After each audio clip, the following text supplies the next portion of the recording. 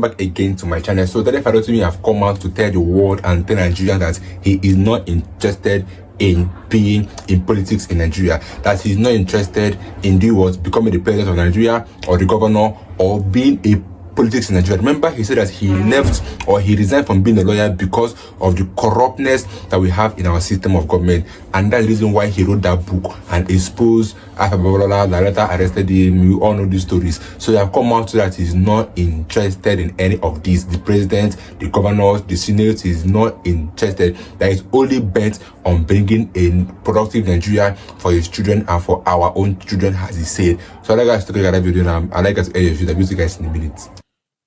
I have seen all kind of posters being put up on my behalf by different human beings, friends, and I'm sure even my enemies. Oh, Dele for this, oh, Dele for that. And I was thinking to myself, there's no point talking about this issue, leave it until later, but I can't leave it until later. Let's deal with it now, because it dovetails into what I want to discuss with you all. I don't want to be your president. I'm not interested in becoming a governor either. I want to birth a country. Yeah. I want to birth a Nigeria that my children and your children would be proud of. That is what interests me. As president of this Nigeria, I can't do jack. There's nothing I can do to change this Nigeria. As governor of any state in this Nigeria, maybe I might be able to start the process, but I really can't do anything, and it does not interest me. What interests me is much bigger. I want to birth a Nigerian nation, one that my children and your children will be proud to live in. It is not beyond our capacities if we will take ownership of what we have. I know you would argue that you're better off in your utopian republics. No problem, but hear me out. For you to peaceably go into your utopian republics that you believe you can own, since you cannot own Nigeria, you would have to, first of all, own this Nigeria with us, and then we can all sit down as a collective after we have taken ownership of this one. If we don't take ownership of this one, it is next to impossible for you to gain the one that you want. Let the victims of this Nigeria, who have despised this Nigeria, because Nigeria is functionally not owned by the victims of Nigeria. It is owned by the ruling class and those who benefit from the stupidity and madness of that ruling class. I have no interest in joining them. See, you humbled me when I went to prison in Ekiti. I came back understanding that it is in our collective that we can be effective. If you hadn't risen up in the manner that you rose up, I would have rotted in that place for as long as the powers who sent me there would care. It was you speaking that got them to move. You. It was you. It took you speaking as a collective. So why should it be so difficult for us to come together as a collective? That is what interests me. I don't want to be your president. I want to see a country where your vote counts. Do you understand? I want to see a country where the rulers or the managers of the country are appointed by you and fired by you. I want to see a country where you can go to the court confident that you will get justice. I want to see a country where our education curriculum makes sense because of our environment. I want to see a country where we are graduating people who can contribute positively to our society. That is what I want to see. I'm not interested in becoming a governor, a senator, House of Reps, and I don't want any office. If I come to you to begin to beg you to make me this or make me that, it makes me a partisan hack. Would I stand behind candidates? You betcha. Would I be part and parcel of some political party? Clap for yourself. I will.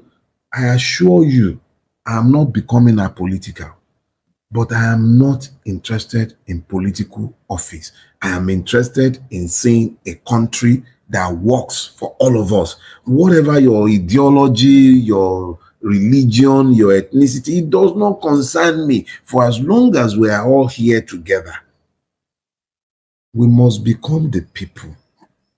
We must become the owners of Nigeria. Look, let me assure you, greatness is born of delusions, and genius is the price that you attain when you learn to manage your insanity. You need to be delusional to achieve greatness. It's easy to talk about Alexander the Great, conquering almost the whole world, the one they knew. But the question is this: was that a sane thought when he was born in what is today's, is it Macedonia or Greece? But Europe, certainly. Was it? It was insane. There is nothing about our objective reality that suggests that it makes sense to imagine that Nigeria can be battered. But the reality is that we have to birth it. And if you don't realize how urgent it is, look to the age of Trump. Look at what is happening all around us. If we are not to become victims for the whole world, if we are not to become as vagabonds, let us be clear. It is time we, the victims of Nigeria, become the owners of Nigeria. Nigeria is an orphan because you have killed yourselves to it. You believe, rightly, that it is the beginning and end of your troubles. Okay. But let's look at it objectively. How do you untie this Gordian knot without shedding blood? And exactly who would you be fighting? For yourselves. The gangbanger riding around the other neighborhood looking for yourselves to shoot. Dying and fighting every day in the armies of your oppressor. At what point do you come to the knowledge of the fact that you are partly or mostly to blame for what is happening or has happened to you? Nigeria was not found on citizenship. It was found on ethnicity. It was found on religiosity. If it was found on citizenship, there would never have been the need for the insistence of the southern minorities on the Bill of Rights, which came out of the Willings Commission of 1957, I believe. It was because of their fears that Nigeria was inequitable. That inequitable Nigeria, whose inequities were partly ameliorated by the adoption of federalism in 1954, is more or less the one that's been killed. That Nigeria that ameliorated those fears. Today you have a unitary system. In fact, that's an abuse of the English language. You have a feudalized system that has stripped each and every one of us of our citizenship by the destruction of the judicial system, which has assured that the law does not rule in our country. So we have become as victims in our own country, but we are largely to blame for our victimization. As I said in opening, ohun tó dilẹ̀, òun lewúrẹ́ ń gbé. When you abandon your goods, it becomes food for the goats. The goats, and I mean this literally and figuratively, the goats ruling Nigeria today have found space to rule because we have been even stupider than the goats. We abandoned what is ours. And today, We're not oppressed by the white men. It is our own who have enslaved us. And for those of you who will say it's the Fulani, or it's the Yoruba, or it's the Igbo, who rules in your state? If you are from Ala Igbo, when was the last time a Fulani man governed the land of the rising sun? My dear Yoruba brothers and sisters, when was the last time you had an Igbo governor in your state? My dear Northerners, when was the last time somebody came from outside of your state to govern you? And yet, since we started this democratic experiment, we've never had it so bad. But they point at the other person as the enemy. The owners of Nigeria are the victims of Nigeria, but they've been very careless owners. Remember that song from our childhood, Lost and Found, Careless Owner. Remember it? Yep. You lot have been most careless owners. You have not used your vessels unto honor, and you have taught your oppressors exactly how to deal with you. Find common cause. Identify your fellow victims. Stand behind these common causes. Remember the way you stood behind me just a few weeks ago? Stand behind those common causes. And a final word before I go, and this goes to the Nigerian police. You guys are going to have to decide whether you are policing a fascist state or a democracy.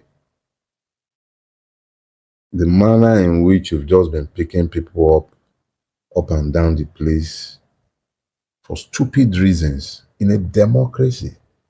And then the other day, one guy, I think he speaks for the Nigerian police, is talking about Newton's third law. And I shook my head. The only thing I have to say to him is encapsulated in a Yoruba proverb. Omoba, Ijagun bi eru. Change your tactics. Change your tactics. The Nigerian police can do with a better image.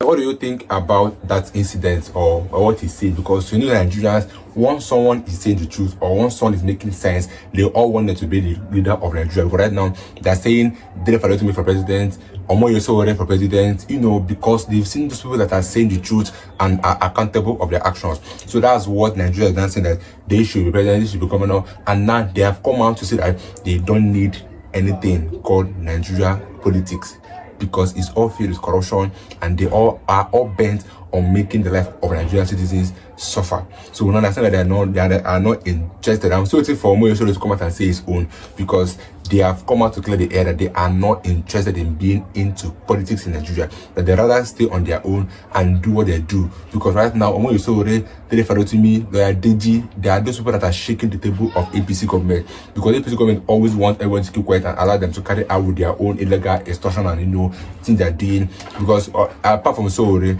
nobody would have known that the IGP have overstayed his welcome as the IG of police. But because of Sowore, it was exposed, and now they understand that any officer that is on seat that are above 35 years in office or above 60 years in age should resign from being in that office. So that was work of Sowore and what he was able to achieve. So now the is telling that we should not vote him or call him out for anything politics that he's not interested. But like I said, any of you in the comment section, let me know about that video information. I'll be you guys in my next video. Don't always forget to subscribe. Stay tuned, guys.